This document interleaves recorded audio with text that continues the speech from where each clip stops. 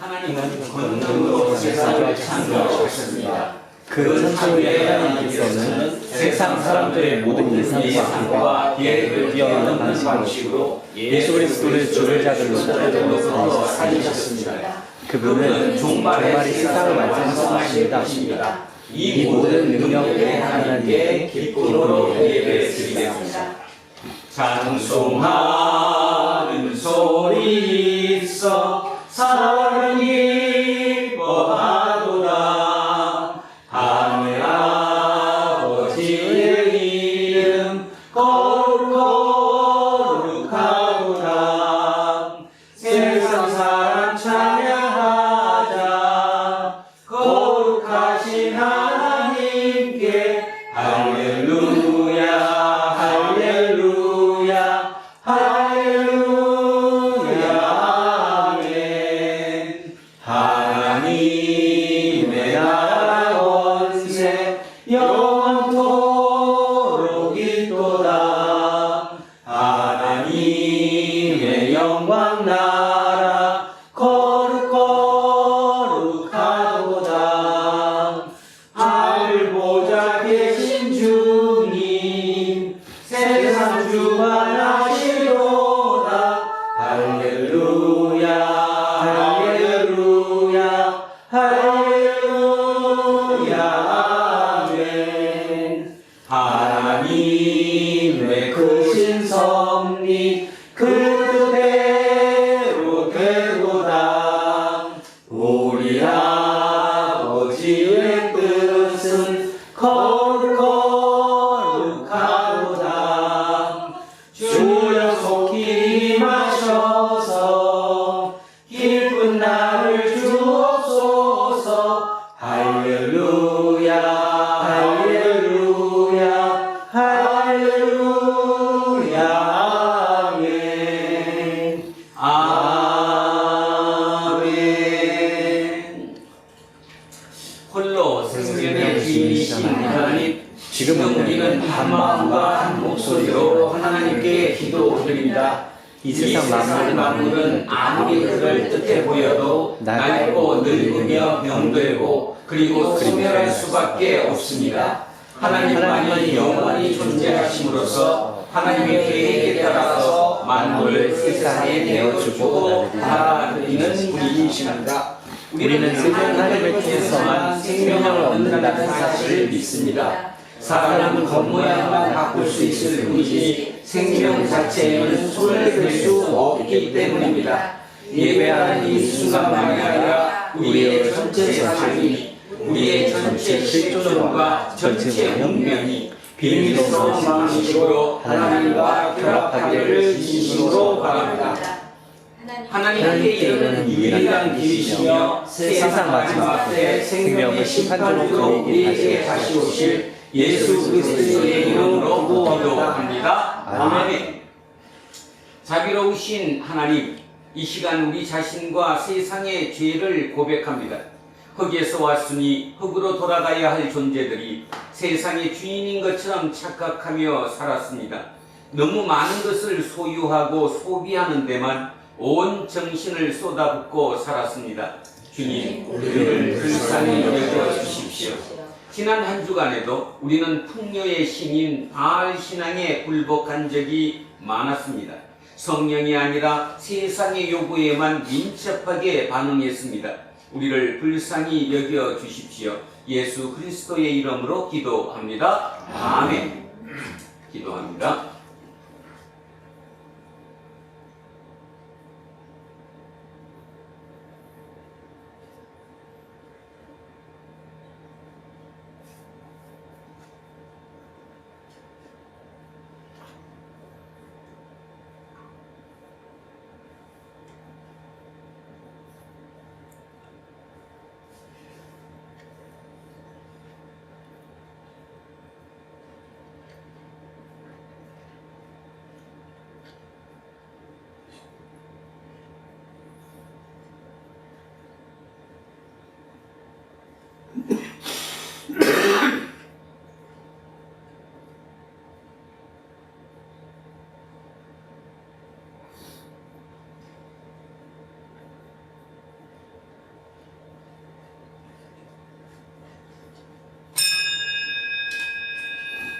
이제 저는 예배를 인도하는 목사로서 하나님의 끝없는 긍휼과 자비하심 그리고 교회의 2000년 예배 전통에 따라서 예수 그리스도의 이름으로 여러분에게 선포합니다. 지금 여러분이 참회의 기도로 아랜 모든 것들은 하나님의 기억에서 사라졌습니다. 이제 그 일로 더는 두려워하지 말고 이웃의 잘못도 진심으로 용서하십시오. 아멘. 자리에 앉아 주십시오. 찬송가 220장 찬송하겠습니다. 220장입니다. 사랑하는 주님 앞에 형제자매 한 자리에 그 시름에 생각하며 즐거운 찬송 부르네. 내 주 예수 보를 받아 모든 사람 내 몸같이 환란 근심 위로하고 진심으로 사랑하세. 사랑하는 주님 앞에 온갖 충성 다 바쳐서 괴로우나 즐거우나 주님만 힘써서 이네. 우리 주님 거룩한 손 제자들의 발을 씻어 남 섬기는 종의 도를 몸소 행해 보이셨네. 사랑하는 주님 예수 같은 주로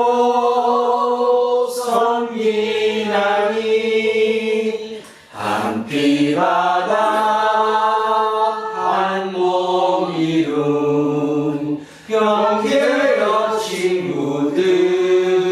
친구들이여 한 몸같이 친밀하고 마음으로 하나 되어 우리 주님 크신 뜻은 지성으로 준행하세.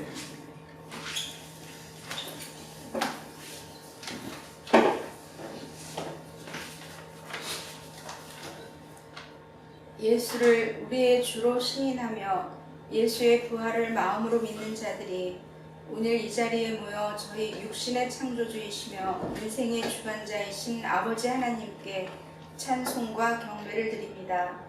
아버지, 저희에게 은혜와 긍휼을 베풀어 주시옵소서. 끝날 것 같지 않던 폭염이 기세를 잃어가고 있음을 느낍니다. 그러니 이제 곧 혹한의 추위를 아버지께 호소하는 날이 멀지 않을 것입니다. 저희 육신의 인생이 이처럼 좋은 날은 짧고 고난의 날은 긴 것은 이 땅에 아버지의 나라를 이루지 못한 저희 죄임을 시인합니다. 저희가 더욱 단련되기를 원하오며 아버지께 이르는 그날까지 예수께서 주고 가신 검으로 저희 안에 적과 싸우겠습니다. 저희에게 힘과 용기를 허락하여 주시옵소서. 아멘. 오늘도 예배를 통해 아버지의 말씀을 듣습니다. 이 예배로 말미암아 저희 삶도 바울처럼 아버지의 역사가 일어나게 되기를 간구합니다. 바울의 믿음과 그의 겸손과 그의 지혜와 그의 담대함을 이어갈 수 있는 브란노 교인이 되고 싶습니다. 저희 소망을 어여삐 여겨 아버지 붙들어 이끌어 주시옵소서. 그리 된다면 아버지께서 원하시는 창조적 소수로서 타자에 대한 책임감을 지닌 자로서 이 땅에 아버지 나라의 지경을 넓히는 일꾼이 될 수 있겠습니다. 오늘의 예배를 저희 마음에 새기겠습니다. 아버지, 이 자리에 함께 하시어 말씀 주시고 저희 찬양을 흠양하시옵소서. 정성된 마음으로 예수 그리스도의 이름에 기대어 아버지께 기도드립니다. 아멘. 인사하겠습니다. 조금 손해보고 삽시다. 조금 손해보고 삽시다. 하나님 사랑합니다. 하나님 사랑합니다. 목사님을 사랑합니다. 이문수님을 사랑합니다. 김재우님을 사랑합니다. 이영옥님을 사랑합니다. 이으뜸님을 사랑합니다. 이영민님을 사랑합니다. 이양승님을 사랑합니다. 윤정수님을 사랑합니다. 이연승님을 사랑합니다. 안병관님을 사랑합니다. 이동영님을 사랑합니다. 이정근님을 사랑합니다. 김재세님을 사랑합니다. 이한빈님을 사랑합니다. 우리 천요셉님을 사랑합니다. 함께하지 못한 우리 모든 성도님들을 사랑합니다. 기도하겠습니다. 창조의 능력이신 하나님, 우리 모두 하나님의 말씀에 귀를 기울입니다. 세계 교회에게 따라 주어진 본문을 읽는 이와 설교하는 이와 듣는 우리 모두 성령 안에서 하나 되기 원합니다. 세상의 온갖 소리에 무디어진 우리 영혼의 길을 치료하시어 하나님의 말씀에 민감하게 반응하면서 살아가도록 이끌어 주십시오. 예수 그리스도의 이름으로 기도합니다. 아멘. 첫째 말씀 이사야로 가겠습니다. 구약성서 1008쪽입니다. 구약성서 1008쪽 이사야 35장 1절에서 7절까지 말씀입니다. 1007쪽 이사야 35장 1절에서 7절까지 말씀입니다.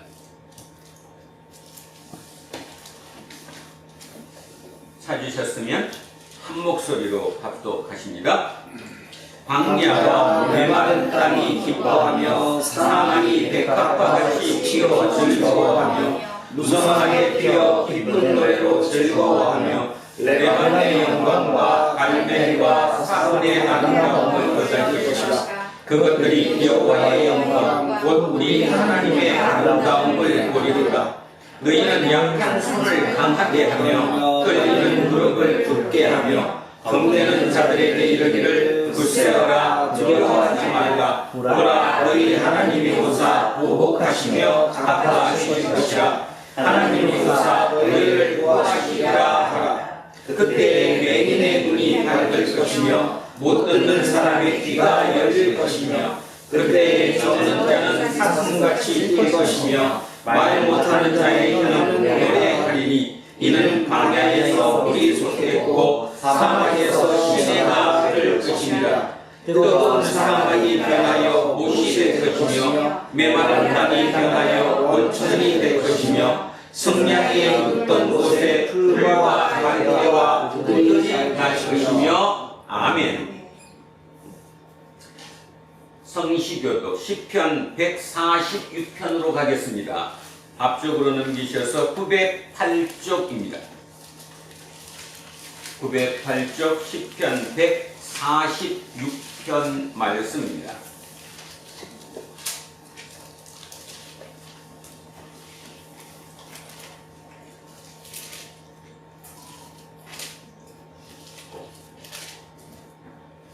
시작합니다. 할렐루야. 내 영혼아 여호와를 찬양하라. 나의 생전에 여호와를 찬양하며 나의 평생에 내 하나님을 찬양하라. 찬송하리로다. 회인들을 의지하지 말며 도울 힘이 없는 인생도 의지하지 말지니 그의 호흡이 끊어지면 흙으로 돌아가서 그날에 그의 생각이 소멸하리로다. 야곱의 하나님을 자기의 도움으로 삼으며 여호와 자기 하나님에게 자기의 소망을 두는 자는 복이 있도다.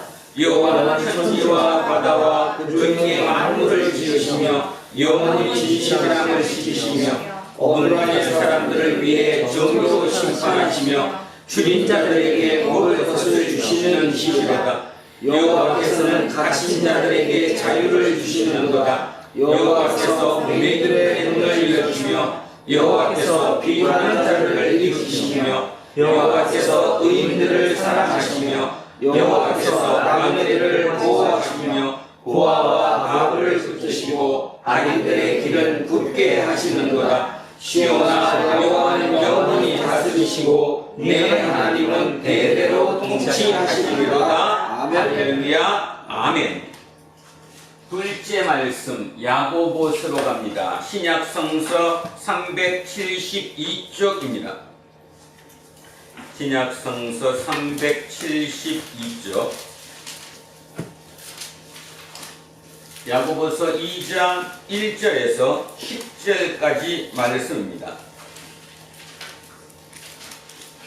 372쪽 야고보서 2장 1절에서 10절까지 말씀, 그리고 두 번째 토막은 14절에서 17절 말씀, 두 토막입니다.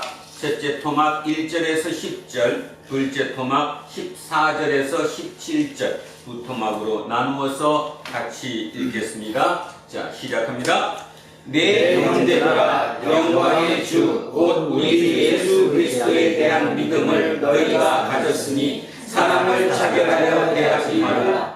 만일 너희 연단에 금가락지를 끼고 아름다운 옷을 입은 사람이 들어오고 또 나무한 옷을 입은 가난한 사람이 들어올 때에 너희가 아름다운 옷을 입은 자를 눈여겨보고 말하되 여기 좋은 자리에 앉으소서 하고 또 가난한 자에게 말하되 너는 거기서 있든지 내 등상 아래에 앉으라 하면 너희들이 서로 차별하며 악한 생각으로 판단하는 자가 되는 것이 아니냐. 내 사랑하는 형제들아, 들을지어다. 하나님이 세상에서 가난한 자를 택하사 믿음에 불과하게 하시고 또 자기를 사랑하는 자들에게 약속하신 나라를 상속으로 받게 하지 아니하셨느냐.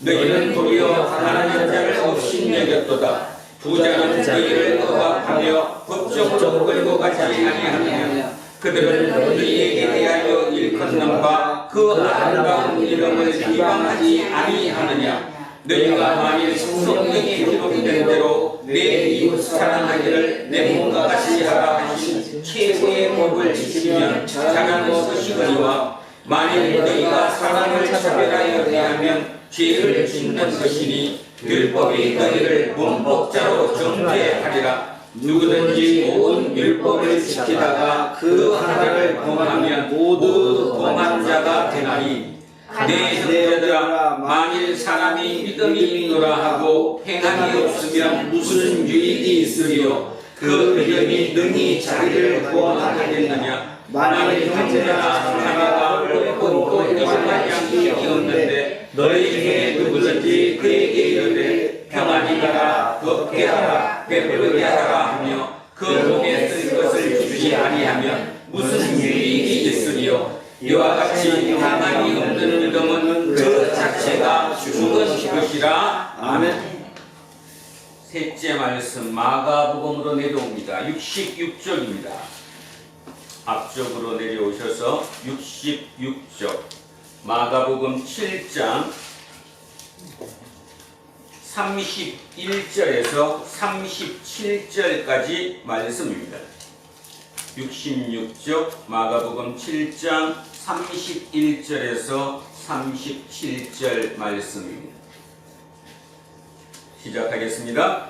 예수께서 다시 두로 지방에서 나와 시돈을 지나고 대가버리 지방을 통과하여 갈릴리 호수에 이르시매 사람들이 귀 먹고 말 더듬는 자를 데리고 예수께 나와 모시기를 간구하거늘 예수께서 그 사람을 따로 데리고 우리를 떠나서 손가락을 그의 양 위에 넣고 침을 뱉어 그의 혀에 손을 넣으시며 하늘을 열어 간식하시며 그에게 이르시되 에바다 하시니 이는 열리라는 뜻이라. 그의 귀가 열리고 혀가 맺힌 것이 곧 풀려 말이 분명하여졌더라. 예수께서 그들에게 경고하사 아무에게 전하라 하시되 경고하실수록 그들이 더욱 널리 전파하니 사람들이 심히 놀라 이르되 그가 모든 것을 잘하였도다. 못 듣는 사람도 듣게 하고 말 못하는 사람도 말하게 한다 하니라. 아멘.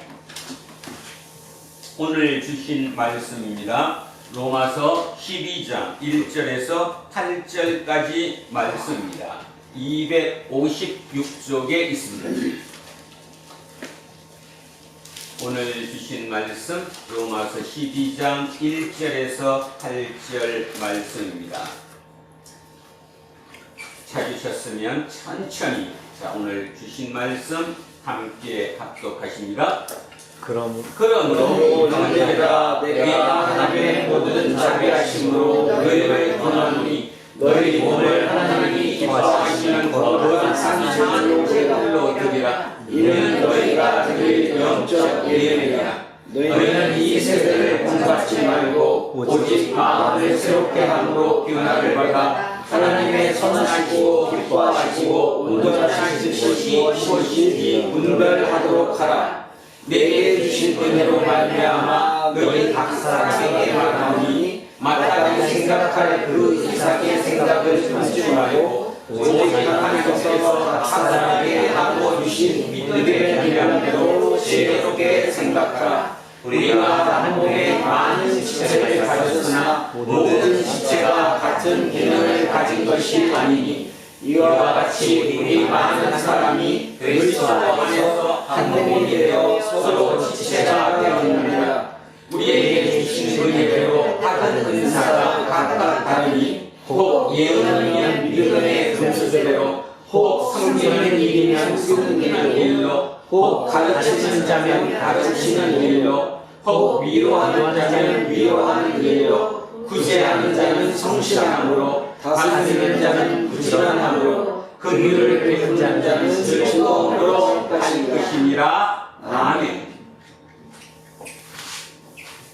오늘은 새로운 삶의 입구 영적 예배라는 제목으로 하나님의 은혜의 말씀을 나누고자 합니다. 새로운 삶의 입구. 우리는 지금 로마서 1장부터 11장을 지나왔습니다.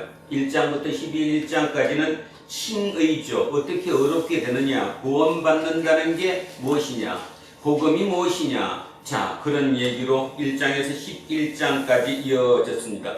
교리적이고 신학적인 부분이 바로 1장에서 11장까지였죠.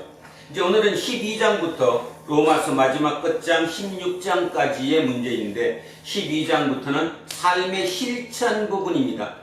그러니까 교리적인 부분이 아니라 실천적으로 복음을 받아들인 예수쟁이는 어떻게 살아야 할 것인가, 그런 면에서 그 첫 단락이 바로 오늘 로마서 12장 1절에서 8절입니다. 그래서 제가 제목을 입구라고 담았습니다. 입구, 시작하는 첫머리 입구. 그 입구가 뭐부터 출발하느냐 이거죠. 예수를 믿는 사람이라면, 예수쟁이라면 이렇게 살아야 한다. 그 이제 실천적인 내용이 오늘의 본문입니다. 그런데 중요한 게 그것이 아니라 이제 오늘 본문을 이해하기 위해서는 그 당시로 한번 우리가 돌아가 봐야 합니다. 왜 사도 바울이 이런 편지를 썼을까? 그것이 우리 상상 속에 또는 우리의 생각 속으로 들어와야지만이 이 본문이 정확하게 의미하는 바가 무엇인지, 다른 말로 얘기하면 왜곡되지 않고 하나님의 그 말씀이 우리 속에 들어올 수 있을 것이라고 생각합니다. 여러분, 이런 질문부터 먼저 한번 해보겠습니다. 그 당시 사도 바울이 이 편지를 쓰고 있는 이 당시에 교회의 예배는 어떠했을 것 같아요? 아주 진지하게 그렇게 예배 드렸을까요? 아니면 아주 열광적인 예배를 드렸을까요? 어느 것일까요? 열광적. 2000년 전 그 당시로 돌아가면 어떤 예배를 드렸겠냐 이런 걸 제가 지금 질문하는 겁니다. 지금 우리처럼 조용한 가운데서 그냥 그렇게 예배를 드렸을까? 아니면 열광적인 가운데서 예배를 드렸을까? 모르긴 모르죠. 실제로 그 당시를 가보지 않았으니까. 그러나 추측해 본다면 그 당시의 예배는 아주 열광적이었을 것입니다. 왜 그랬을까요? 왜 그 예배가 열광적이었을까요? 자, 여러 이유가 있겠지만 그 당시는 아직 교회 조직이 바로 돼 있어요, 안 돼 있어요? 교회 조직이 제대로 안 됐어. 돼 있지를 않아요. 그 다음에 교리도 완벽하게 정리가 되지 않았어. 않았어요. 그냥 않았어요. 그러니까 그저 그 당시에 모든 교회 내에 가장 많이 적혀 있는 게 뭐였었냐 하면 열광이죠. 열광. 아주 열광적인 구원받았다는 그 열광적인 열성적인 믿음만이 교회 안에 차고도 넘쳤을 것이다. 그런 뜻입니다. 그래서 우리는 추측해보면 이런 거 있죠. 사도행전을 우리도 했었는데 사도행전에 보면 그 따라가 보면 이렇게 얘기합니다. 사람들이 예배를 드리기 위해서 그 사도들 앞에 자기의 부동산, 땅 같은 거를 팔아가지고 사도들에게 줬어요, 안 줬어요? 그리고 그 사도들은 그거를 가난한 자 같이 섞어서 같이 썼어요. 그러니까 네 것 내 것이 없었다는 거예요. 그래서 이제 그런 얘기를 하면 유무상통 뭐 이렇게 얘기하면 굉장히 좋은 것 같지만 여러분 어떻게 그럴 수 있었을까요? 지금으로 따지면 자기가 살고 있는 아파트 다 팔아가지고 다 바쳤어요. 그리고 같이 쓰고 같이 공동으로 살아요. 가능했던 이유가 뭘 것 같아요? 그게 어떻게 가능했겠냐는 거예요. 그죠? 영생을 믿으니까. 예수님 재림이 금방 있을 거예요. 그렇죠. 제일 중요한 거는 곧 예수님이 재림 다시 오셔야 안 오셔요? 예수님이 다시 오세요. 그러면 가장 중요한 게 뭐예요? 지금 구원 받았느냐? 못 받아. 안 받았느냐? 그것이 문제이지 지금 다른 거는 아무것도 안 들어와요. 다시 얘기하면 초대교회 예배를 드리고 있는 그 공동체 식구들의 오직 생각 속에 머릿속에는 뭐만 있느냐 하면 곧 예수님이 다시 오신다는 거예요. 근데 나는 구원을 받았어요? 안 받았어요? 받았어요. 구원을 받은 그 확신이 있으니까 주변에 웬만한 문제는 아무 문제가 되지 않는 거예요. 그 상태라는 거예요. 그 상태. 그러니까 예배는 오직 열광적인 예배가 될 수밖에 없죠. 그래서 뭐예요? 병 낫게 해주는 거, 방언 기도하는 거, 열광적으로 찬송하는 거, 뭐 지금도 그런 곳 있잖아요. 지금도 뭐 우리는 그렇게 예배를 드리지 않으니까 아니지만 지금도 일부 교회들은 금요철야 예배라 그래가지고 그죠? 뭐 손뼉 쳐가면서 아주 열광적인 은사주의적인 그런 예배를 드리는 것도 상당히 많죠. 그랬던 것처럼 지금으로 따지면 열광주의, 은사주의. 제 기억에 제가 중학교 다닐 때쯤에 제가 몸이 아파서 부흥사들 집회에 우리 어머니 손을 잡고 여러 분 다녔습니다. 그래서 제가 어디죠? 신촌이었나요? 조영기 목사님 처음 다다미방에서 막 하던 그것도 제가 갔었죠. 왜? 몸이 나으려고. 그때 제가 다리가 너무 아프고 하반신 마비로 몇 달을 고생한 그런 적이 있어서. 그런데 갔던 기억을 제가 지금 되살려 보면 얼마나 열광적이게, 그죠? 가만히 깔아놓은 그 위에 앉아갖고 손뼉 치고 그냥 막 하면서 뭐 대단하잖아. 그런 어떤 열광적인 분위기에 도취돼요. 지금으로 따지면 뭐 같아요? 그 가수들이, 그죠? 어떤 대중가요 가수들이 그 콘서트장에서 콘서트하는 거나 마찬가지로 아주 열광적인 상태를 만들어 놓죠. 그런 가운데서 말씀이 전달되느냐, 메시지가 전달되느냐, 말씀의 메시지는 아무 문제가 없어요. 그냥 뭐만 반응만 하면 돼요. 할렐루야, 아멘으로 반응하면 그걸로 끝나는 거예요. 그런 예배가 초대교회의 예배였을 것이다. 그런 뜻입니다. 사도 바울은 어떠했을까요? 특히 자기가 개척했던 교회, 고린도 교회가 특히 그런 열광적인 분위기를 띄었기 때문에 그거를 좋다고 했을까요? 아니면 막으려고 했을까요? 사도 바울 입장에서 그 예배를 막으려고 했을까? 아니면 좋다고 박수 쳤을까? 막으려고 했죠. 이건 아니다라고 생각한 거예요. 한 군데만 찾아보겠습니다. 고린도전서 14장 19절입니다. 고린도전서 14장 19절. 280쪽 정도 되겠습니다. 280쪽. 19절 제가 읽습니다. 그러나 교회에서 내가 남을 가르치기 위하여 깨달은 마음으로 5마디 말을 하는 것이, 자, 말을 몇 마디만 해요? 5. 그 말은 많이 한다는 거예요? 절제해서 적게 한다는 거예요? 적게 하는, 핵심적인 얘기만 한다는 거죠. 말을 하는 것이 1만 마디 방언으로 말하는 것보다 나으니라. 1만 마디 방언으로 하는 것보다 나으니라. 절제하라고 그랬어요. 사도 바울의 마음 본뜻은 뭐였냐면 이런 예배가 결코 우리에게 유리하지 않다, 이렇게 생각했다라는 거죠. 그것을 우리는 사전 지식으로 우리 생각 속에 넣어야 오늘 본문이 이해가 갑니다. 그거 없이 그냥 본문을 그냥 글로만 읽어버리면 그게 뭔 얘기야? 굉장히 좋은 얘기야? 뭐 이렇게 얘기할 수 있지만, 먼저 사전에 그것을 우리 머리에 집어넣습니다. 정리해 보겠습니다. 초대교회 교인들의 예배는 아직 그 교회의 조직도 제대로 되어 있지 않고 교리도 완성되지 않고 그저 있는 것이라고는 열성적인 어떤 믿음, 내가 믿음을 가졌다, 구원을 받았다고 하는 그 열성으로 가득 차 있는 그 교회, 그러니까 그 예배는 열광적이었을 거다. 방언기도 하고 그 다음에 안수기도 해서 사람을 고쳐주고 이런 쪽이었다. 근데 그런 예배가 뭐가 문제냐 하면 어찌 보면 문제될 게 없어요. 세상의 소소한 어떤 걱정과 근심들이 그 예배드리는 자리에서 다 없어지잖아요. 다 없어지잖아요. 그러니까 얼마나 좋아요. 우리나라 순복음 교단이 성공했던 이유가 바로 그거죠. 그 힘들게 공장에 가서 또는 노동 현장에 일했던 그 힘든 사람들이 교회에 와서 손뼉치고 자기 스트레스를 다 풀어내는 거니까 그것으로 모든 게 해결될 정도로. 그래서 그런 예배의 가장 단점이 뭐냐 하면 뭐가 문제일 것 같아요? 삶과 신앙이 분리되어 버리는 거예요. 삶과 신앙이 하나가 되지 않는 거예요. 분리되는 거예요. 삶은 삶대로, 신앙은 신앙대로. 그러다 보니까 자꾸 회피해지는 거죠. 자기가 정면으로 부딪혀야 할 자기의 문제를 회피해버려요. 그리고 피해가는 거죠. 그것을 예배를 통해서 그렇게 피해감으로 인해서 그게 종교화가 되었다, 그런 뜻입니다.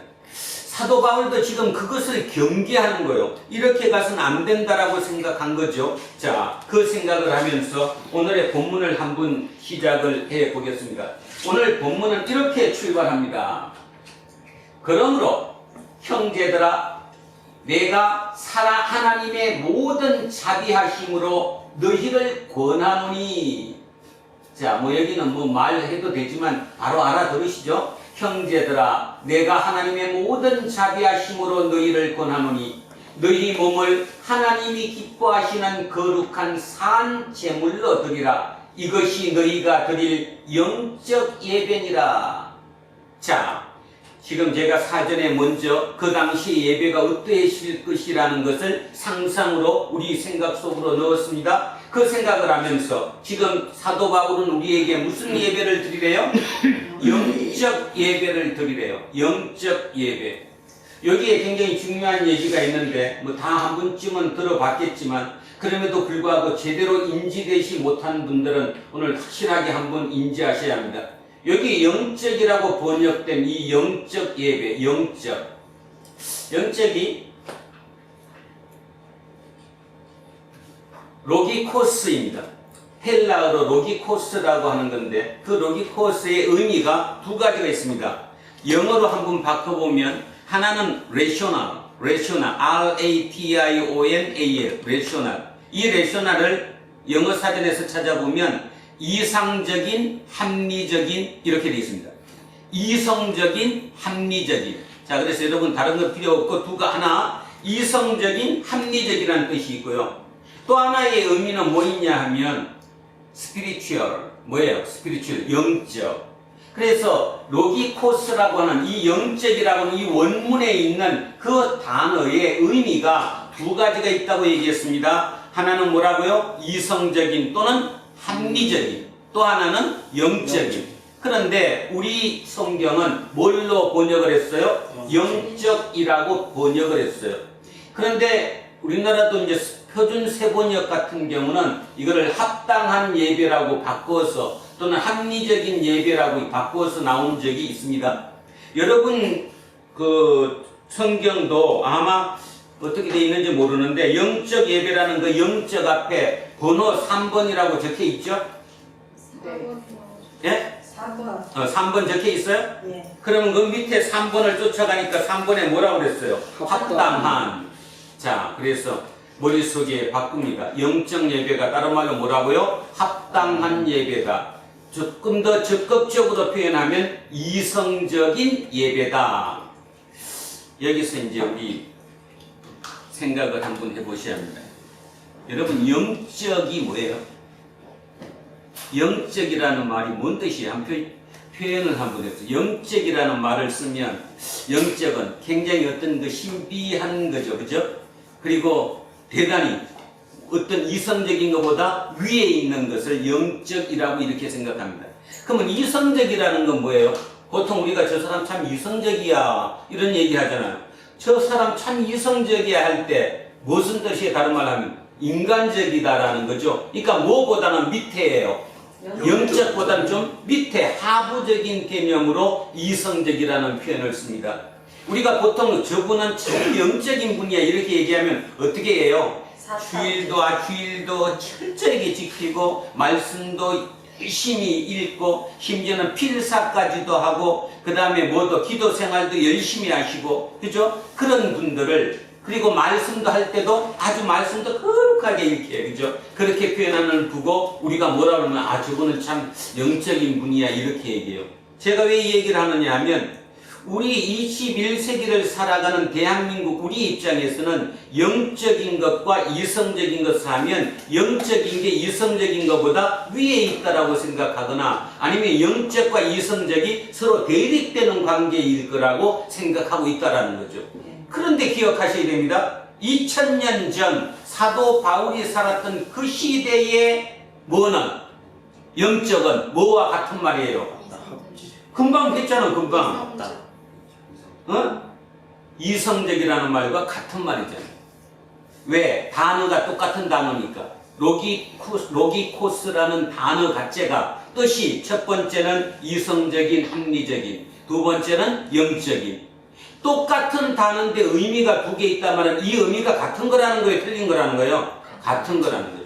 이게 굉장히 중요합니다. 오늘부터 성경을 읽을 때 기억하십시오. 영적인, 이성적인이 결국 성경이 기록되어 있던 2000년 그 당시 의미로는 영적인 게 이성적이고 이성적인 게 영적이라는 사실을 명심하셔야 돼요. 지금하고 틀리다는 거예요. 지금 우리가 생각하는 영적과 이성적인 개념과 2000년 전의 개념은 틀렸다는 생각을 하셔야 됩니다. 그래서 이 말을 바꾸겠습니다. 영적이란 말 대신에 이성적 예배로 바꿉니다. 그래서 이성적 예배예요. 이성적 예배. 그러면 바로 여러분은 오늘 알아들었어요.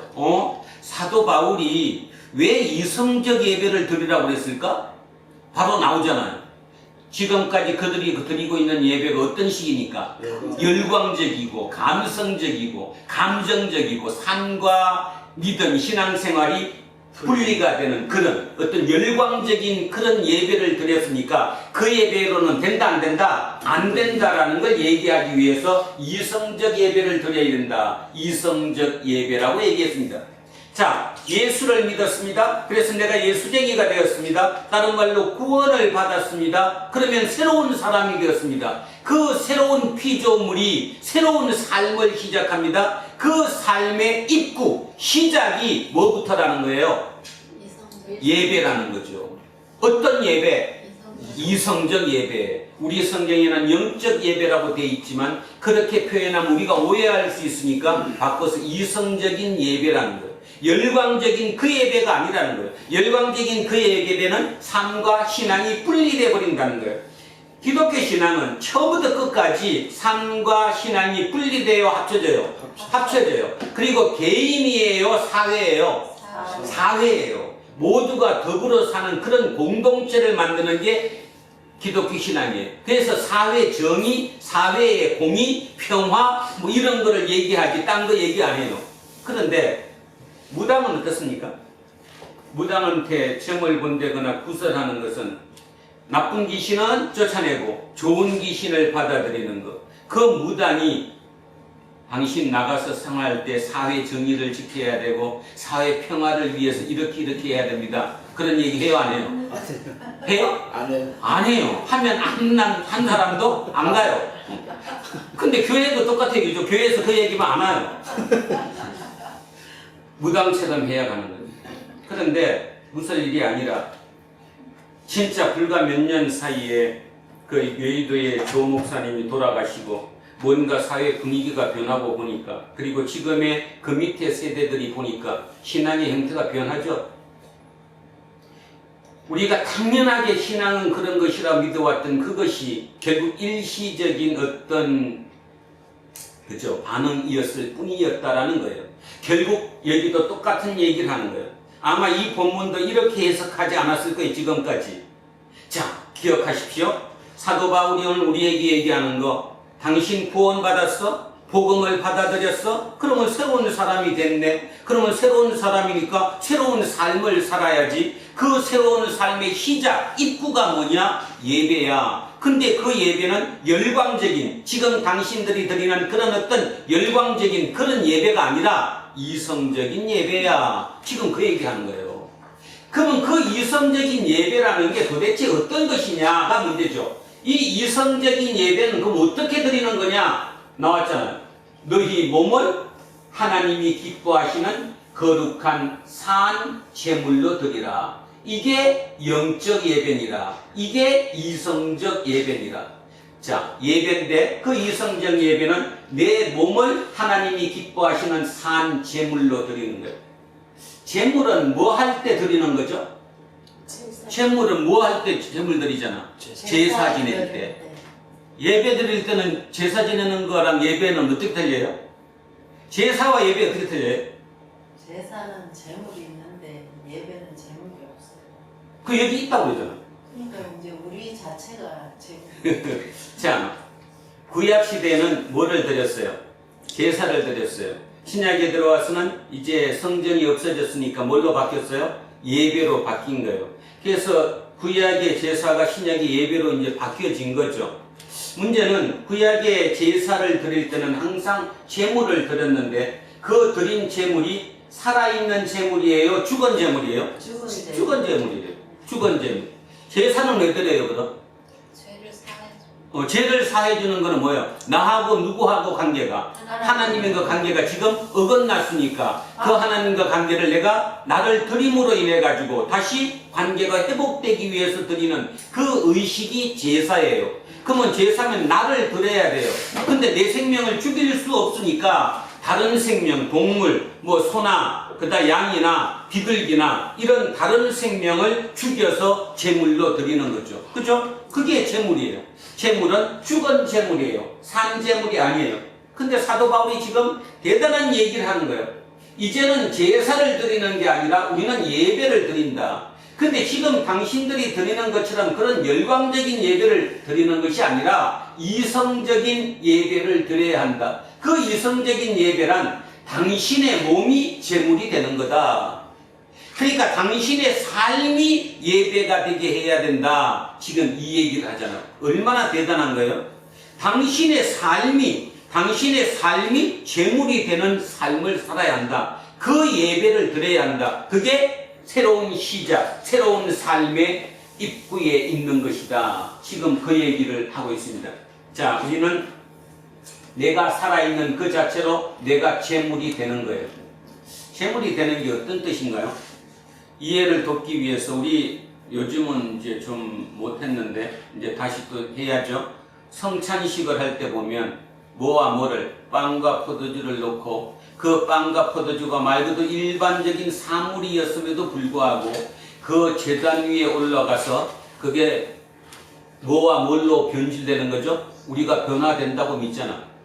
포도주는 예수님의 피로, 그 다음에 빵은 예수님의 몸으로 이렇게 변화된 것으로 우리는 받아들이는 거죠. 그러니까 어떤 변화가 일어나는 거예요? 질적인 변화가 일어나는 거죠. 그게 재물이에요, 재물. 그러니까 우리가 산재물이 된다는 말은 내 삶이 재물로 바뀐다는 말은 철저하게 나는 죽어야 돼요, 안 죽어야 돼요? 철저하게 나는 죽고 누구로 살아야 되는 거예요? 하나님으로 살아야 되는 거죠. 하나님의 뜻으로 내가 살아야 되잖아요. 그래서 그 하나님의 뜻으로 사는 것을 다른 말로 뭘로 산다고 얘기해요? 성령으로 산다라고 얘기하잖아요. 그 성령으로 살아내는 것, 그것이 산 재물이 되는 거죠. 우리는 죽은 재물이 아니라 살아있는 거룩한 재물이에요. 살아있는 재물. 자, 이렇게 이 재물로 너희가 드리는 예배다. 그러면 이제 이 말의 의미가 기억났어요. 이 예배가 단순하게 어떤 공동체 내에서 어떤 공간 내에서 드리는 예배만을 의미하겠어요? 아니면 삶 자체를 얘기하겠어요?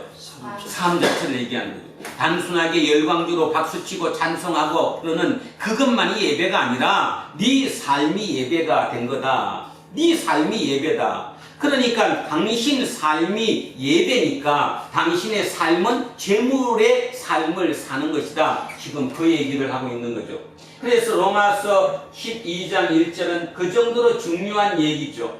예수쟁이가 어떻게 살아야 할 것이냐. 우리가 새로운 삶을 살아야 되는데 그 시작 입구가 뭐냐? 예배다. 예배는 어떻게 드리냐? 이성적 예배다. 이성적 예배는 그러면 어떤 예배를 의미하느냐? 바로 내 몸이, 내가 살아있는 재물이 되는 예배, 내 삶이 예배가 되는 그것이 바로 이성적인 예배이다. 이 얘기를 하고 있습니다. 새기셔야 합니다. 그래서 노력하셔야 됩니다. 노력하셔야 된다는 말은 내가 오늘 하루 사는 것이 바로 예배를 드리는 거구나. 그 예배적인 삶이 어떻게 드려야 되느냐? 내가 제물로서 삶을 살아야 된다. 그 생각을 하셔야 된다는 거죠. 자, 1절 했습니다. 같이 한번 읽겠습니다. 여기까지. 시작. 그러므로 형제들아, 내가 하나님의 모든 자비하심으로 너희를 원하노니 너희 몸을 하나님이 기뻐하시는 거룩한 산 제물로 드리라. 이는 너희가 드릴 영적 예배니라. 그러면 영적 예배는 어떻게 드려야 합니까? 나왔죠 이제? 영적인 예배를 드리래. 이성적인 예배를 드리래. 그러면 그 얘기는 뭔 말이냐면 어떻게 살아야 할 것이냐의 문제가 되는 거죠. 어떻게 드리는 것입니까? 예배 드리라는 게 곧 삶이니까 어떻게 살아야 합니까? 두 가지를 얘기했습니다. 너희는 이 세대를 본받지 말고, 자, 하나 나왔어요. 이 세대를 본받지 말래요. 오직 마음을 새롭게 함으로 변화를 받아 하나님의 선하시고 기뻐하시고 온전하신 뜻이 무엇인지 분별하도록 하라. 두 개가 나왔습니다. 이성적인 예배는 어떻게 드려야 합니까? 자, 하나는 뭐예요? 이 세대를 본받지 마라. 두 번째는 하나님의 뜻을 분별해라. 그죠? 정리됐습니다. 이 세대를 본받지 말라. 뭐 여러 얘기를 할 수 있습니다. 저는 좀 노골적으로 현실적인 얘기를 하겠습니다. 이 세대를 본받지 말라.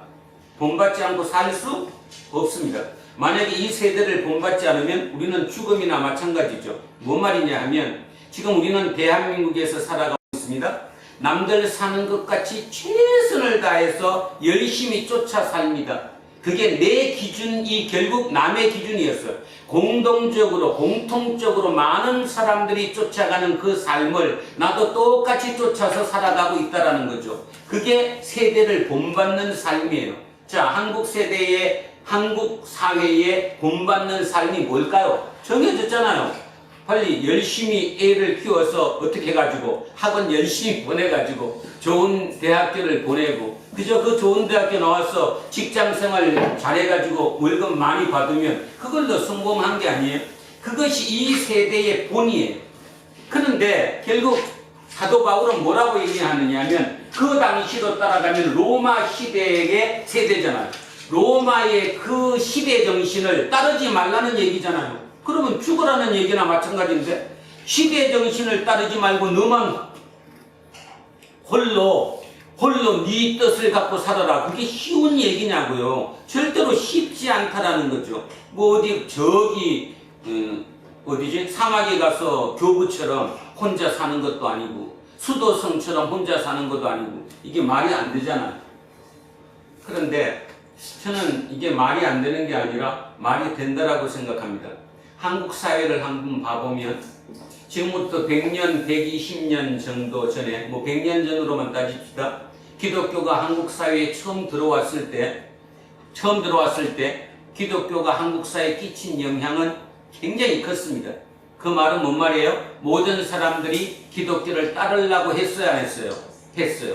단 하나 문제가 있었던 건 뭔가 하면 제사 지내는 문제 때문에 이것 때문에 많이 걸렸던 것이지 그거를 뺀 나머지 부분에 하는 것은 굉장히 많이 따르라고 했어요.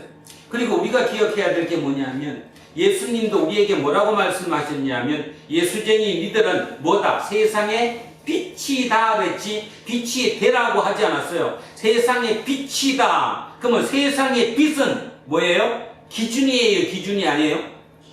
빛이라는 게 세상의 빛이다 할 때 그 빛이 세상의 기준 아니에요? 따르는 본이 되는 거잖아요. 본. 그러니까 누가 본이 돼야 된다는 거예요?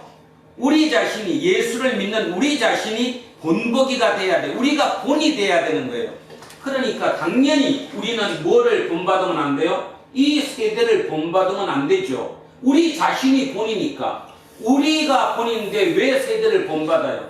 그런데 문제는 지금 어떻습니까? 지금은 우리가 본이에요? 이 세대가 본이에요? 이 세대가 본이에요. 세상에 남들 사는 방법 똑같이 산 거예요. 청문회 할 때마다 나오는 모든 문제 정해져 있죠. 위장 전입부터 시작해서 부동산 투기 그 모든 거. 그럼 여러분은 이런 생각 안 듭니까?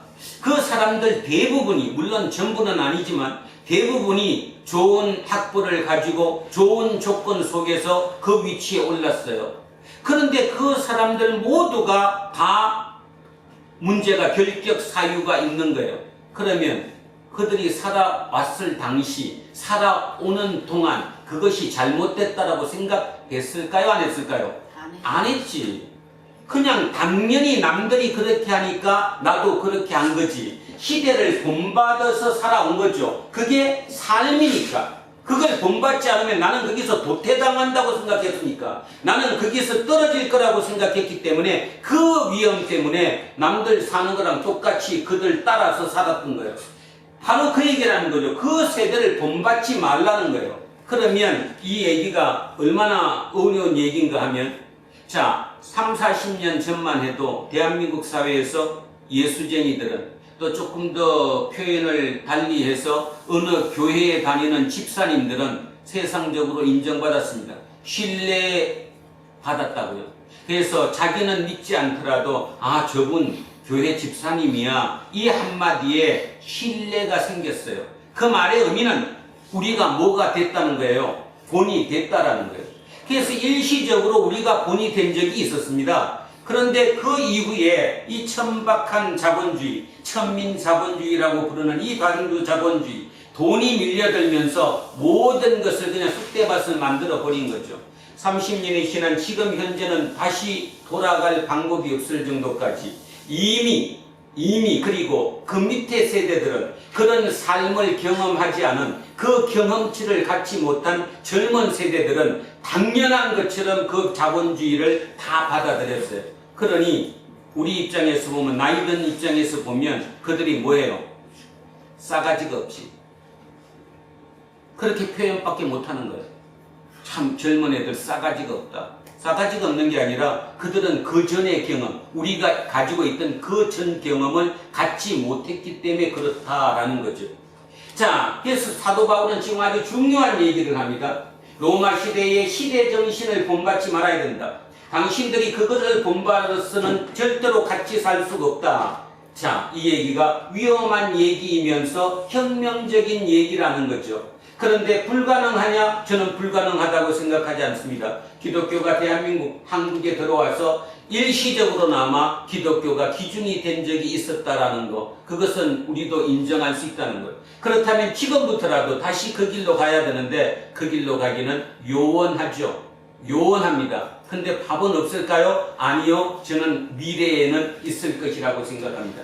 미래에 인간이 코너에 몰리고 진짜 인간이 소수가 되면 살아날 방법을 찾겠죠. 왜냐하면 인간은 정신을 가지고 있고 생각을 할 수 있는 존재이기 때문에 그때 인간은 다시 이 말이 회복될지도 모릅니다.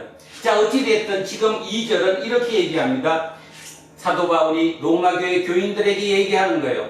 당신들은 이성적인 예배를 드려야 된다. 그러면 이성적인 예배를 드린다는 게 뭐냐? 세상을 본받지 말아야 된다. 왜냐하면 당신들이 세상의 본이기 때문이다 이 말이죠.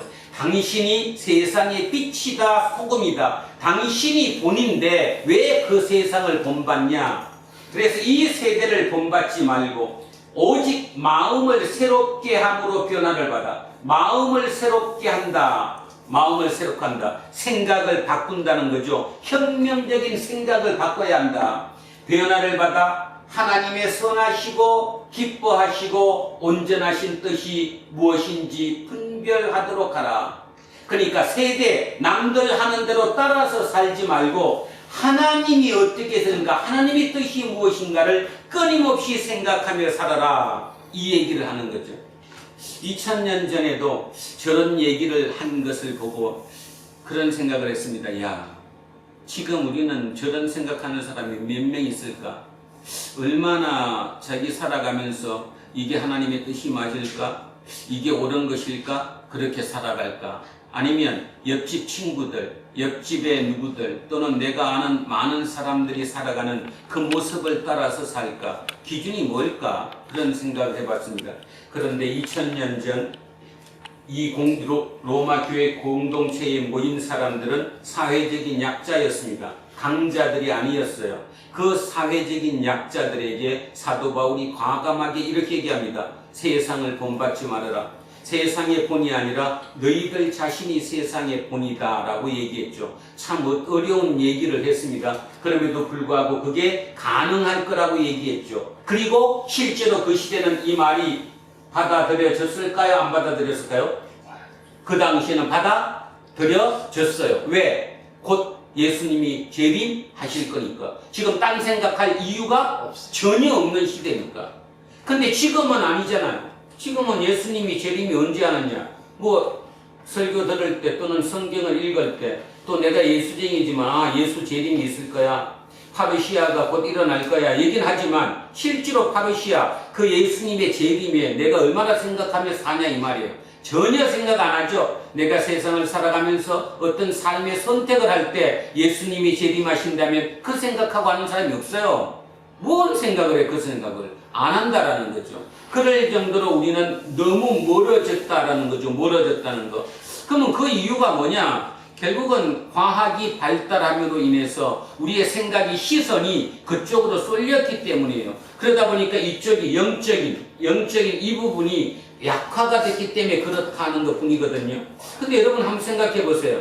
과학이 우리를 장악한 게 그렇게 오래되지 않았습니다. 300~400년도 안 됐어요.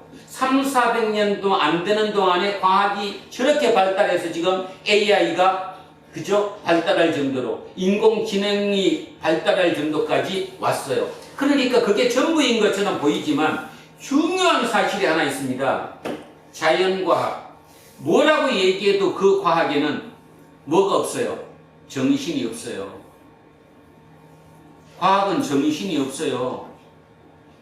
뭐를 프로그램을 찾는 거예요. 세상이 작동하는 거에 과학이 하는 일은 저게 어떤 방법에 의해서 저게 작동된다고 하는 프로그램을 찾아내는 것 뿐이지 그 과학 자체에 정신이 들어가 있는 게 아니에요. 오직 정신은 누구와 누구에게만 있을까요?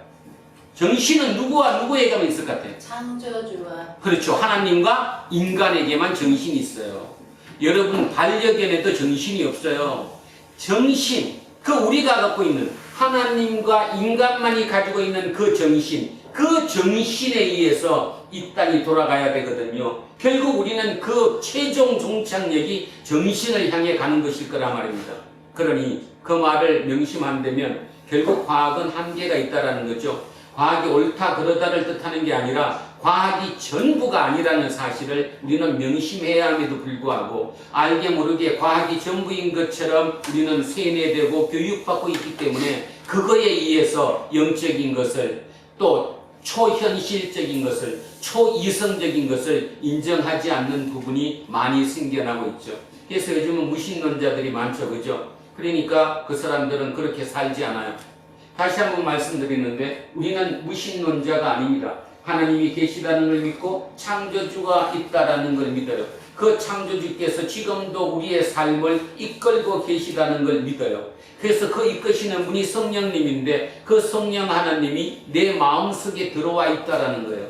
그러니까 그 하나님, 내 속에 함께 계시는 그 하나님께 내가 의지하려고 애써야 돼요. 그 의지하려고 애쓰는 것이 결국 하나님의 뜻을 분별하는 가장 좋은 방법이라는 거죠. 나중에 지나고 보면. 그러면 이건 어떻게 보면 아느냐? 저는 제 개인적으로는 그렇습니다. 예배드리는 모습을 보면 압니다. 예배드리는 모습이 집중되지 않고 10분도 집중 못하고 딴짓하고 졸거나 그저 딴짓하고 있으면 그 사람의 삶도 똑같습니다. 저는 확실합니다. 절대적입니다. 절대적. 진짜 예배가 제대로 드려지면 자기 삶도 진지해집니다. 진지해지면 하나님의 역사가 그 속에 일어나는 거예요. 근데 예배 드리면서 딴짓해요.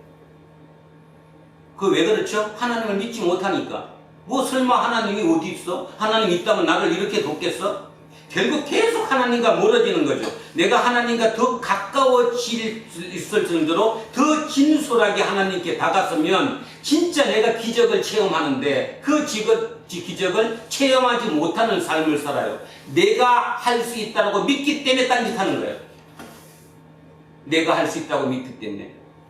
요새 시골 가서 사니까 내가 할 수 없는 게 얼마나 많은지도 몰라요. 근데 있잖아요. 결국은 또 하게 돼요. 그저께는 논둑에 우리는 그 논이 산 밑에 있어가지고 그 있잖아요. 가시박, 한삼덩굴 이런 게 막 타서 벼를 막 다 침범을 하는 거예요. 그러니까 그렇게 되면 그게 다 벼가 안 자라잖아요. 그 길을 엄두가 나야지. 그걸 어떻게 그걸 다 깎아내요. 그래서 마음속에 기도를 하는 거죠. 하나님, 한번 해보게 해주세요. 그래서 드디어 3일 저녁에 이제 우리 집사람이 출근 안 하는 날이라서 아침에 시간이 되길래 5시 50분에 예초기를 내고 이제 거기까지 나갔어요. 그리고 했더니 되잖아요, 결국. 그래서 그거 한 5m 남겨두고 마무리 다 한번 싹 잘랐다 이 말입니다. 이 얘기는 뭔 얘기일 때문에 제가 얘기를 하느냐 하면 하나님이 함께 하시면 하는 거예요. 그걸 끝나고 났을 때 내 마음속에 그런 생각이 들었어요. 내가 하고자 했으면 이건 죽어도 못한다. 엄두를 못 낸다. 그걸 어떻게 내가 그거를 다 잘라내. 그런데 그 순간 분위기 속에 내 마음속에 임했던 그 성령님이 그렇게 하게 만드는 거죠. 그래서 결국 그거는 어떤 성취를 가까우게 만드는 거예요. 하나에서 10가지 모든 게 내가 한다고 생각하지만 실제로 진짜 중요한 부분은 내가 못하는 게 너무너무 많다는 거죠. 하나님의 도움이 없이는 할 수 없다는 거. 이런 얘기하면 과학적으로 합리적인 사고를 하는 사람들은 저렇게 미련하다니까 세상에 무슨 하나님의 지가 결국 하는 거지. 인간의 능력을 믿지만 글쎄요. 인간의 능력을 100% 신뢰하기는 참으로 어렵습니다. 자기 자신도 자기를 완전히 신뢰하지 못하잖아요. 그래서 하나님께 의지하는 거예요. 내 모든 생각을 특히 예배드리는 그 시간만큼이라도 하나님께 집중하는 거예요. 그 하나님께서 내 속에 임해지시기를. 그래서 그 하나님께서 나보다 더 넓게 보시는 넓게 볼 정도가잖아요. 모든 것을 알고 계시는 그분께서 내 길을 인도하심을 그것을 믿는 그 믿음. 그 믿음만 있으면 이 2절도 충분히 가능하죠. 우리는 지금 이 2절을 보면서 말도 안 된다고 얘기하지만 2000년 전 이 편지를 읽었던 그들은 이게 충분히 가능했다라는 거예요. 자, 한 번 더 2절 읽습니다. 시작. 너희는 이 세대를 본받지 말고 오직 마음을 새롭게 함으로 변화를 받아 하나님의 선하시고 기뻐하시고 온전한 뜻이 무엇인지 분별하도록 하라. 3절 갑니다. 이제 3절부터 8절까지는 구체적인 실천의 내용이 나와 있는 거죠. 그러면 그렇게 세상을 본받지 말고 하나님의 뜻을 분별하는 그 삶을 살려면 어떤 것이냐, 도대체 그게 어떤 의미이냐. 자, 의미를 한번 찾아가 보겠습니다. 3절에 이렇게 출발합니다. 내게 주신 은혜로 말미암아 너희 각 사람에게 말하노니 마땅히 생각할 그 이상의 생각을 품지 말고 오직 하나님께서 각 사람에게 나누어 주신 믿음의 분량대로 지혜롭게 하라. 이 말을 이해하기 위해서는 머릿속에 이런 상상력이 하나 필요합니다. 지금 로마 교회 교인들 사이에 내가 잘났니 네가 잘났니 분란이 있다는 얘기 없다는 얘기예요? 있다는 얘기. 분란이 있다는 것.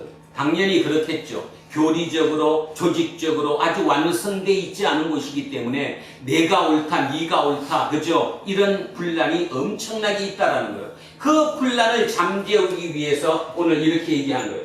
내게 주신 은혜로 말미암아. 자, 이 은혜를 헬라어로 바꾸면 카리스입니다. 카리스. 이건 참고로 알아두셔야 됩니다. 은혜는 카리스. 그런데 6절 한번 가겠습니다. 6절 한번 넘겨주세요. 6절에 보면 우리에게 주신 은혜대로 받은 은사 여기 있죠? 자, 이 은사가 카리스마입니다. 다시 은혜가 뭐라고요? 카리스. 은사는 카리스마. 그러면 차이가 뭐냐? 은혜와 은사의 차이, 카리스와 카리스마의 차이. 자, 이제 며칠 뒤면 명절이 다가옵니다. 그래서 제가 예를 들겠습니다. 예를 들어서 여러분에게 똑같은 선물을 다 나눠줬어요. 각자 한 사람에게 선물을 싹 나눠줬는데 선물의 종류가 한 가지, 같은 거. 같은 선물, 똑같은 거 나눠줬어요. 보편적인 거. 이게 카리스입니다. 은혜예요. 은혜는 누구나 똑같이 받는 거예요. 그럼 은혜 그러면 대표적인 게 뭐예요? 사랑과 하나님이 주시는 사랑이 은혜죠.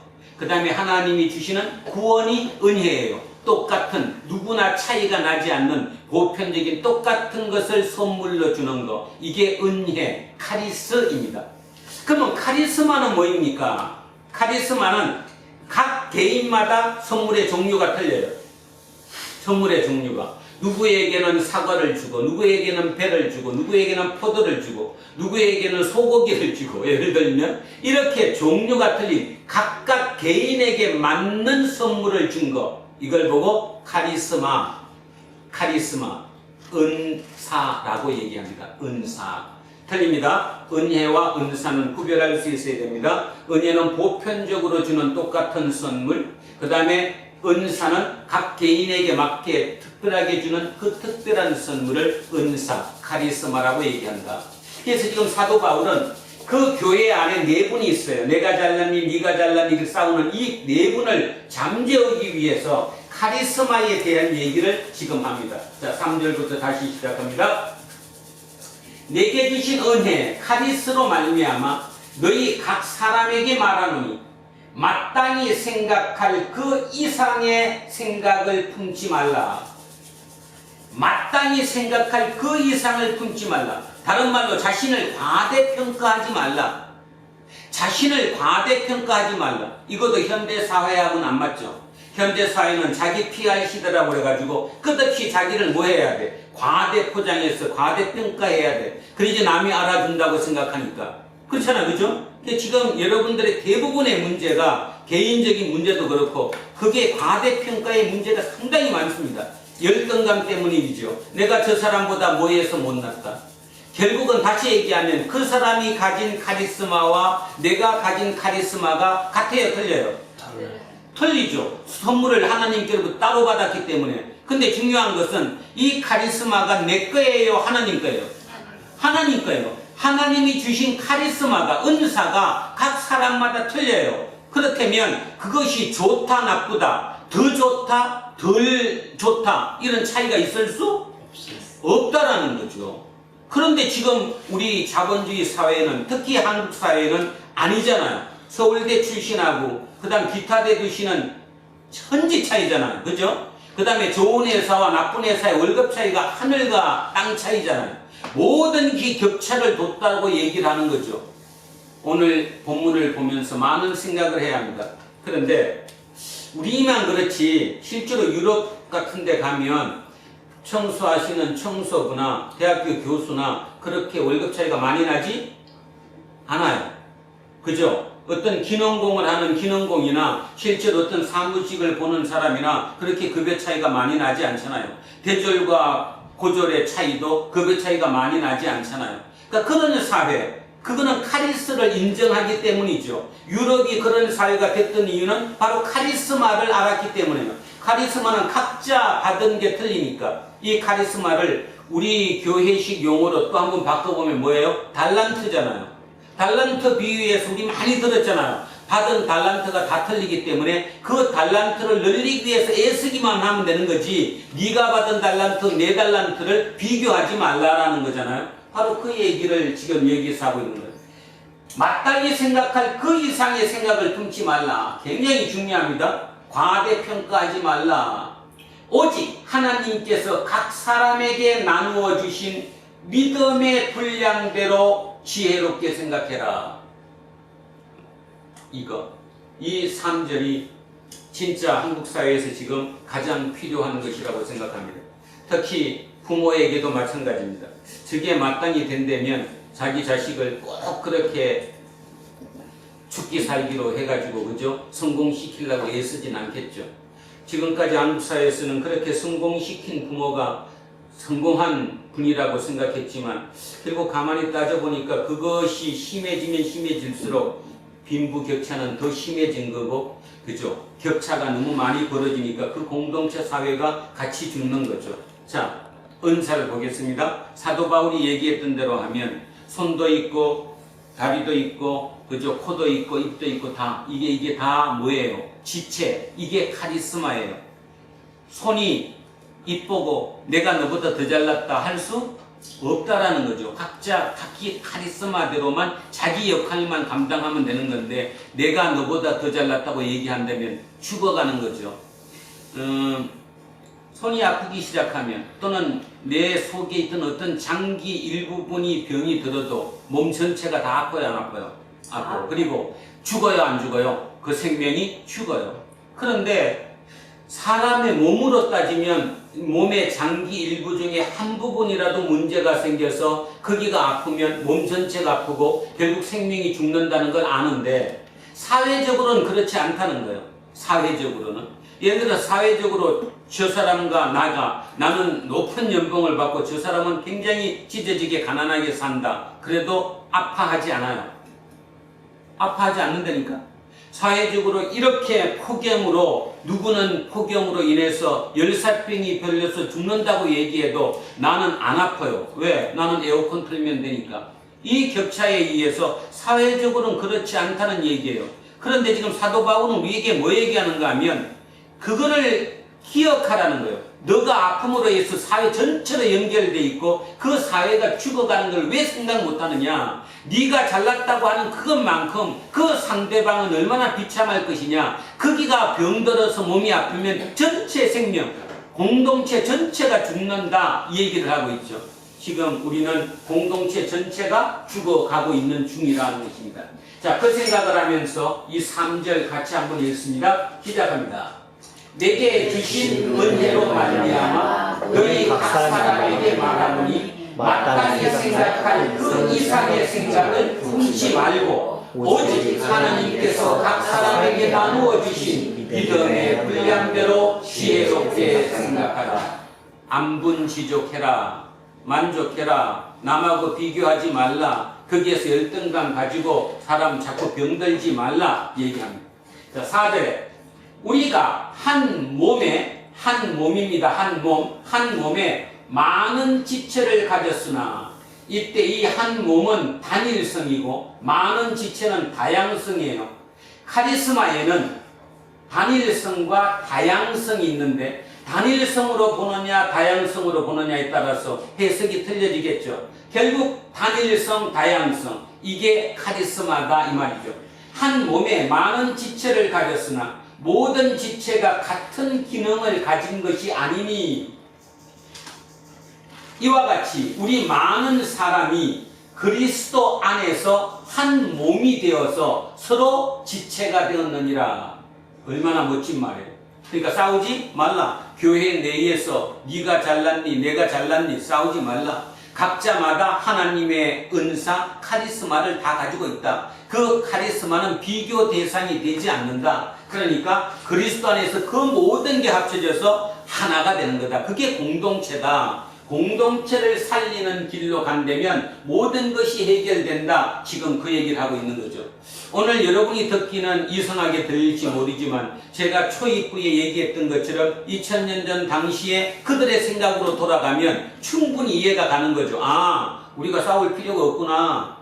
다 똑같은 거구나. 은사대로 우리는 살아가는 거구나. 그러니 내가 받은 은사를 더 발전시키면 되는 것이지 왜 저 사람의 은사를 내가 부러워하고 또 저쪽 사람의 은사를 내가 열등하다고 얘기할 필요가 없지 않는가. 자, 공동체는 한 몸으로 사는 거다. 우리는 예수 그리스도 안에서 한 몸이 되었다라고 얘기하는 거예요. 6절에 우리에게 주신 은혜대로 받은 은사가 각각 다르니 혹 예언이면 믿음의 분수대로. 그러니까 내가 받은 은사가 카리스마가 예언을 받았으면 믿음의 분수대로.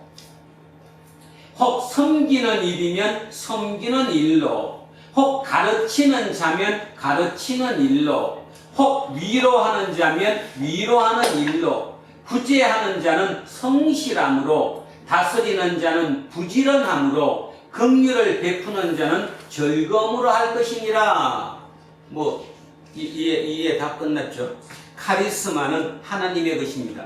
하나님의 것이니 내게 주신 카리스마를 하나님이 주신 것으로 받아들인다면, 다시 얘기해서 내 인생을, 내 삶을 카리스마로만 받아들인다면 세상 사는 것이 그렇게 어렵지 않다. 세상이 그렇게 어렵지 않다. 그렇게 스트레스 받지 않는다. 그렇게 정신에 문제가 생기지 않는다. 결국 그 얘기하는 거예요. 결국 공동체가 살아야 한다.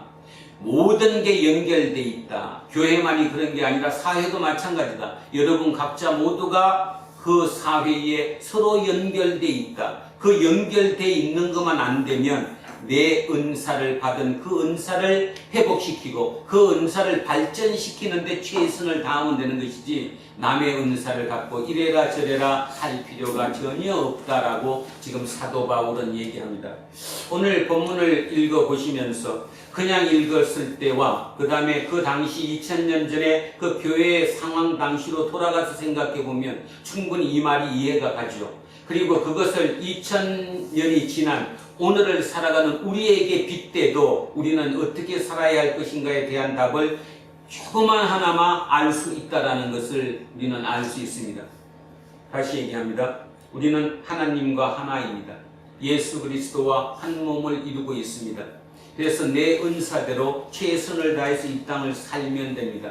그러다 보면 자격지심도 그렇게 많이 생기지 않습니다. 열등감도 많이 생기지 않습니다. 세상에서 끝없이 그런 우리를 보고 저 무지한 사람, 저렇게 살아서 세상 어떻게 살라고 이렇게 손가락질을 한다고 해도 결국 우리는 행복한 가운데서 하나님과 똑같은 동행하며 하나님의 뜻을 분별하며 이 땅을 살아갈 수 있다는 사실을 명심하셔야 됩니다. 거기에 대한 믿음이 확실해져야 우리 삶이 한결 편해진다는 거죠. 그런데 그 믿음이 소홀해지면, 믿음이 약해지면 세상이 우리 속으로 쓸려 들어와서 그 기준에 세상이 우리에게 요구하고 세상이 우리에게 유혹하는 그 유혹에 우리가 당하게 마련이라는 거예요. 세상이 병드는 이유는 바로 그것 때문에 지금 병들었다는 사실을 명심하셔야 합니다. 저는 이 본문을 준비하면서 그 생각했습니다. 2000년 전 사도 바울이 세상을 정확하게 봤다. 인간이 누구란 것을 봤고 어떻게 살아야 하는 것을 봤다. 자, 지금 우리 똑같은 입장에 처해 있다. 어쩌면 그때부터 지금이 더 열악할지도 모른다. 왜냐하면 우리는 다가올 내세, 다른 말로 예수님이 재림하실 그 파루시아를 온전히 믿지 못하기 때문이다. 그때 그 사람들은 그 파루시아, 예수님의 재림을 믿고 구원받은 자의 그 확신으로만 모든 것이 가능했다. 근데 우리는 지금 이 땅을 살아가면서 그것이 우리 모든 것을 가능하게 하지 못하고 있다는 게 가장 문제라는 거죠. 마음속으로 내 믿음을 한번 점검하며 또 새로운 시선으로, 새로운 각도로 마음의 변화를 받아서 새롭게 내 인생을, 내 삶을 한번 다시 바라볼 수 있는 저와 여러분 되시기를 주의 이름으로 축원드립니다. 자, 생각하면서 오늘 1절부터 8절까지 천천히 같이 읽겠습니다. 하나님이 주신 말씀 같이 합독하십니다. 그러므로 형제들아, 내가 하나님의 모든 자비하심으로 너희를 권하노니 너희 몸을 하나님이 기뻐하시는 거룩한 산 제물로 드리라. 이는 너희가 드릴 영적 예배라. 너희는 이 세대를 본받지 말고 오직 마음을 새롭게 함으로 변화를 받아 하나님의 선하시고 기뻐하시고 온전하신 뜻이 무엇인지 분별하도록 하라. 내게 주신 은혜로 말미암아 너희 각 사람에게 말하노니 마땅히 생각할 그 이상의 생각을 품지 말고 오직 하나님께서 각 사람에게 나누어 주신 믿음의 분량대로 지혜롭게 생각하라. 우리가 한 몸에 많은 지체를 가졌으나 모든 지체가 같은 기능을 가진 것이 아니니 이와 같이 우리 많은 사람이 그리스도 안에서 한 몸이 되어 서로 지체가 되었느니라. 우리에게 주신 은혜대로 받은 은사가 각각 다르니 혹은 예언이면 믿음의 분수대로, 혹 섬기는 일이면 섬기는 일로, 혹 가르치는 자면 가르치는 일로, 혹 위로하는 자면 위로하는 일로, 구제하는 자는 성실함으로, 다스리는 자는 부지런함으로, 긍휼을 베푸는 자는 즐거움으로 할 것이니라. 아멘. 기도하겠습니다. 살아계신 아버지 하나님, 우리 복음을 받아들이고 구원을 받았다고 믿는 우리가 어떻게 살아야 할 것인가? 2000년 전 사도 바울의 그 메시지를 통해 오늘 우리를 돌아봅니다. 과연 우리가 그렇게 살고 있는가? 예수님의 재림을 믿음을 기대하며 거기에 가장 우선순위를 두고 내 삶을 살아가고 있는가? 내가 진짜 거룩한 살아있는 제물로서 이 땅의 삶을 예배의 삶으로 살아가고 있는가를 되돌아보게 합니다. 세상에 많은 문제가 있습니다. 세상이 골마터지고 있고 병들어가고 있습니다. 점점 생명으로부터 멀어져가고 그 생명으로부터 죽어가고 있습니다. 그 모든 것의 근원이 어디부터 출발인지를 오늘 깨닫게 해주셔서 참으로 감사합니다. 나도 이 세상 구성원의 한 사람입니다. 모두와 구별되어 있습니다. 내가 아프면 세상도 아프다는 사실을 기억하며 내가 건강하면 세상도 건강해진다는 그 생각으로 다시 한번 나부터 바꾸어가는 우리 두란노 공동체 모든 식구들이 되게 하옵소서. 주님이 말씀하셨던 것처럼 우리는 세상의 빛입니다. 우리가 세상의 본입니다. 세상을 따라가는 것이 아니라 우리가 세상의 본이 된다는 사실, 그 본으로 살아간다는 사실, 그것이 어쩌면 하나님의 뜻에 가장 중요한 것이 아닐까 그런 생각을 해봅니다.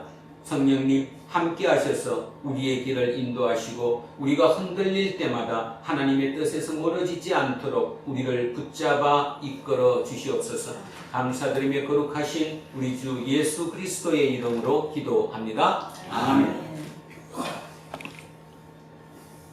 자, 찬송가 289장 찬송하겠습니다. 주 예수 내 맘에 들어 계신 후 변하여 새 사람 되고 내가 늘 바라던 참 빛을 찾음도 주 예수 내 맘에 오신 주 내 맘에 오신 주 예수 내 맘에 오신 물밀듯 내 맘에 기쁨이 넘치는 주 예수 내 맘에 오신 주 예수 내 맘에 들어와 계신 후 망령된 행실을 머리털보다도 더 많던 내 죄가 눈보다 더 이어졌네. 주 예수 내 맘에 오신 주 예수 내 맘에 오신 맘에 기쁨이 넘치는 주 예수 내 맘에 오신 내 맘의 소망을 든든히 다짐은 주 예수 내 맘에 오신 의심의 구름이 사라져버린 도 주 예수 내 맘에 오신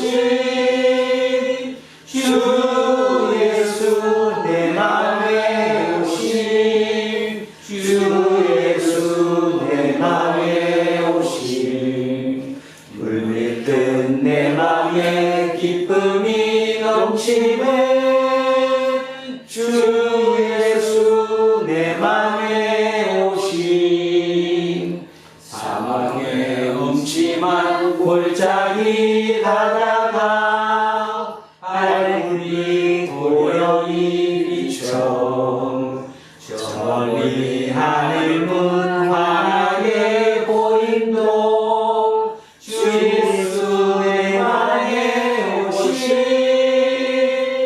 주 예수 내 맘에 오신 주 예수 내 맘에 오신 물든 내 맘에 기쁨이 넘치는 주 예수 내 맘에 오신 내가 저 천성에 올라가 살기는 주 예수 내 맘에 오신 천성에 올라가 주님을 뵈니 그 기쁜 일에 없네 주 예수 내 맘에 오신 주 예수 내 맘에 오신 물밀듯 내 맘에 기쁨이 넘치는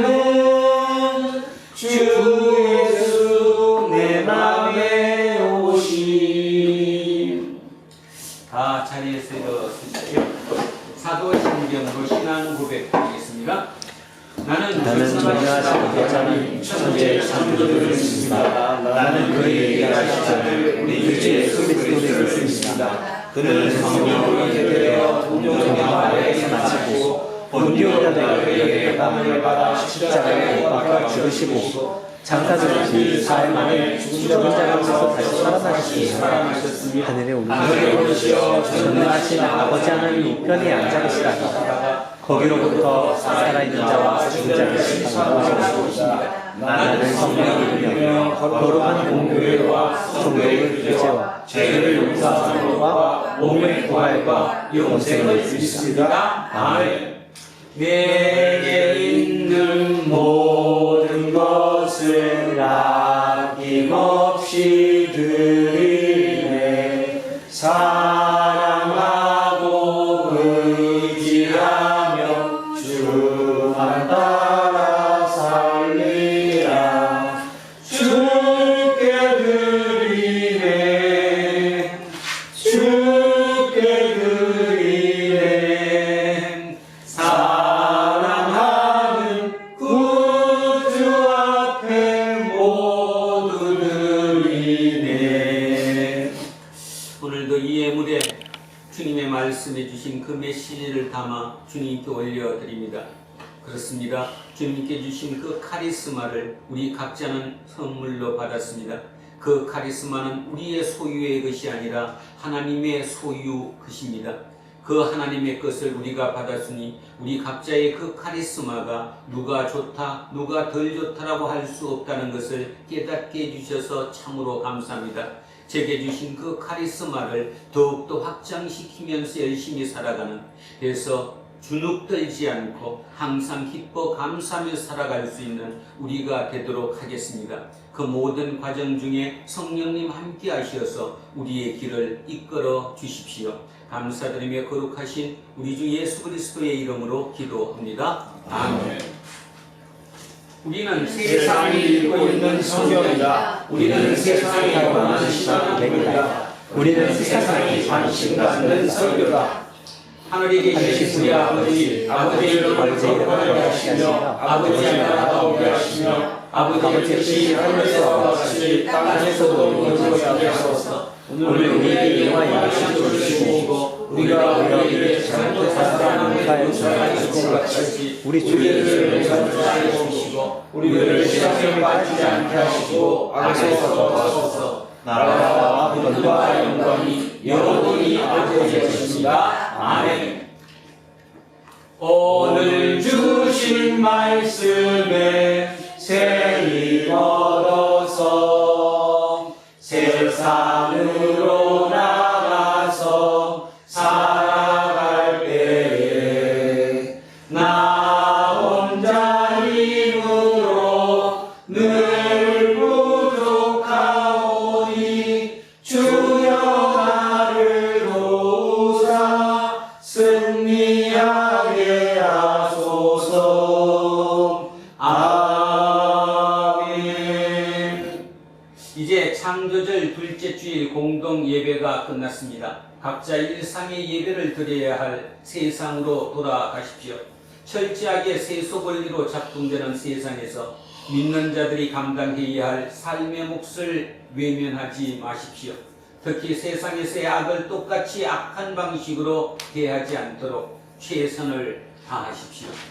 이제는 우리 주 예수 그리스도의 은혜와 하나님 아버지의 영원 무궁하신 사랑과 성령님께서 우리와 함께 하시고 우리를 이끄시니 오늘 이곳에 고개 숙인 우리 모두에게와 우리의 자녀들과 가정 위에 일터와 사업체 위에 그리고 이 나라 이 민족 위에 이제로부터 영원토록 함께 하시기를 간절히 축원하옵나이다. 아멘.